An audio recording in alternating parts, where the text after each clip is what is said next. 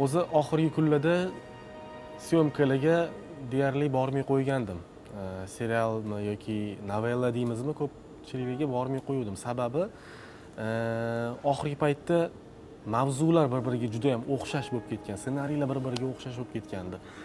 Mavzular boshqa seriallarda yoki taklif qilinganlarda qaynana kelin mavzusi bo'lib ketib qolgandi-da. To'g'risini aytsam, o'sha me'daga tekkan, bu yashirinch emas. Xalq biladi hozir, hamma joyga qaramasangiz, ijtimoiy tarmoqlarga ham qaramasangiz, hozir gap so'z bo'lyapti. Qaynana kelin mavzusidan boshqa mavzu yo'qmi bizani o'zbek kinolarimizda, o'zbek seriallarimizda bitta mavzuni ushlab olgan hamma rejissyor deydi. Keyin shuning uchun ham ko'p rejissyorlardan rad javobini berardim. Keyin kuni kecha bir Ozod Shams bilan bog'lanib qoldik-da. Farruh, senga bitta rol bor dedilar.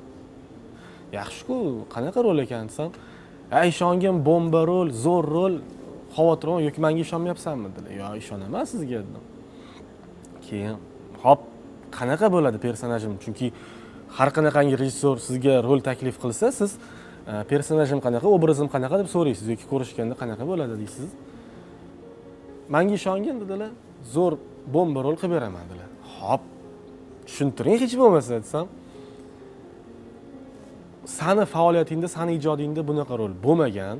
Ishonaver, mazza qilib ijro qilasan, mazza qilib o'ynaysan, yashaysan bunda dedilar. Xo'p, menda bo'lmagan ekan faoliyatimda, boshqalarda bo'lganmi bu narsa desam, bunaqa rol o'ynashgan desam, boshqalarda ham bo'lmagan. Tohir